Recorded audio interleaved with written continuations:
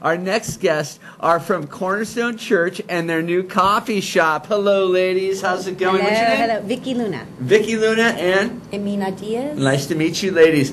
So glad to see this place back open. How long was it closed? You know, actually it wasn't closed. The church was operating it just on Sundays, but now that we've taken over, we're open every day except Saturday. What's with the change? Well, the church was operating only on Sundays, and Pastor Franklin and Cornerstone Church saw that the Lighthouse Recovery Program could use a little help generating revenue, and offered us the takeover. So the coffee shop is run by folks that are in a recovery program? Yes, well, we have paid staff that are baristas and know how to run the coffee shop, but of course they train our ladies. Okay. This is a great idea. And it's good for the community, I think. Yes. And this little area down there, I think it's a perfect time for you to open up. Perfect to everybody. And I'm sure that with all the new businesses down there, people are happy to come in and get a nice cup of coffee. Yes, yes. Coffee, smoothies, little lunch, little breakfast. Okay. You're in the program, right? No, I used to be. You used to be in the program. Yes. So tell me how it works. How do you get to the program, out of the program, and into working at the coffee shop? Well, Emina is actually not working at the coffee shop. She graduated our program in 2013, came to us November 2012. She now gives back to the women at the Lighthouse Recovery Program in other ways. She fills in as house manager duties, being a mentor to some of the women who are coming through the program now will be her newest adventure. But the women who are at the coffee shop being trained are actual participants who are currently in our program. Okay. What's the program about? Helping women discover who they are, find those hidden treasures, and help them live life without using drugs and alcohol. So that's what it is. Is it just women? Just women and children. It's women that are suffering from drug and alcohol abuse, and their children. Where's the facility? We're located in downtown Fresno, right on the corner of El and San Joaquin. How long has it been in operation?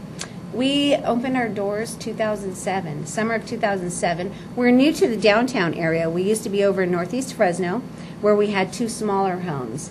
But just trying to run all of the operations, we consolidated and moved downtown Fresno. We've been there about a year and a half now.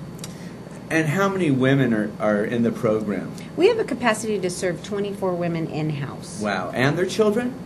If we have 24 women, then we can't take children at that capacity. But usually about 18 women, we can serve children as well. So they live there full time? They do.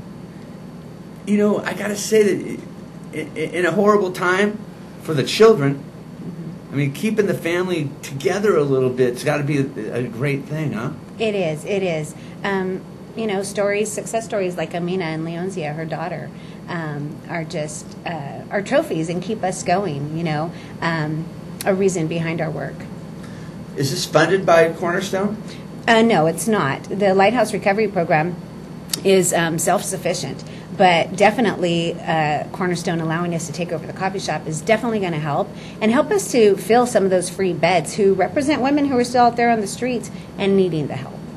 How did you get involved? I just saw a need and stepped out in faith and opened up a home. I saw a few things that I thought might be missing in the recovering community, and just decided to make a difference and do what I could with what I had. Talk about that for a minute. What did you see that was missing? For one, you know, women weren't connecting with, you know, what the recovering community calls higher power. Great programs out there. They all have great things to offer. But when a woman goes to a 12-step meeting and doesn't know or hasn't identified who her higher power is, then there's really not a whole lot of meaning behind the 12 steps of recovery. So that was one thing that was missing. The other thing was self-sufficiency. So replacing the drug and alcohol behaviors and those activities with something more productive, being productive and then giving back to the community that they live in. Were you in the drugs before? No, I can't say that I ever went through a recovery program. Did I experiment with things here and there? Absolutely. But I never went through a formal treatment episode. I worked in recovery. I worked in treatment programs, and I assessed and referred women to them. People in that line of work aren't necessarily the people that don't use. So thanks for answering that honestly for me. Do you want to talk a little bit about how your journey? Well, my journey is still continuing. Entering the lighthouse was the best thing that ever happened to me. All the classes that I took there really prepared me for the real world, if you will. I had a lot of anger issues, and I didn't know how to deal without numbing that pain. I was given all the tools that I needed to succeed out there. And the biggest gain that I have from my recovery is a relationship with Jesus. And I continued being very involved in the lighthouse because it just gave me life, and I want to just give back as much as I can. Today I have my daughter back. I have a full-time job. I pay bills on time. I get to pump gas into my own car.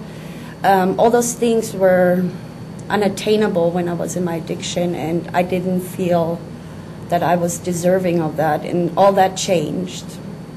And I'm grateful. It's just so awesome to hear. How does it feel for you now being able to mentor those that need your help?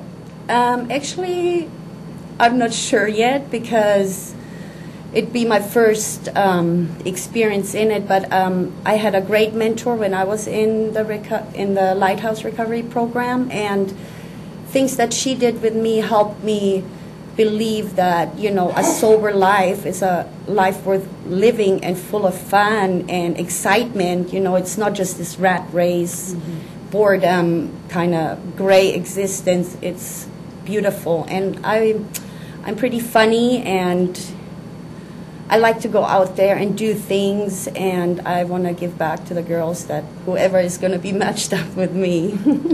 Well, I tell you what, you just made my Monday sitting here listening to you. I think you're very brave, very strong, and the program that you guys have over there sounds pretty amazing. It is. Well, it is. thank you. There's people out there that want to help you out. I mean, you take donations and stuff. Is there stuff that you need? Yes, we do. Anything that it takes to serve women and children in a live-in situation.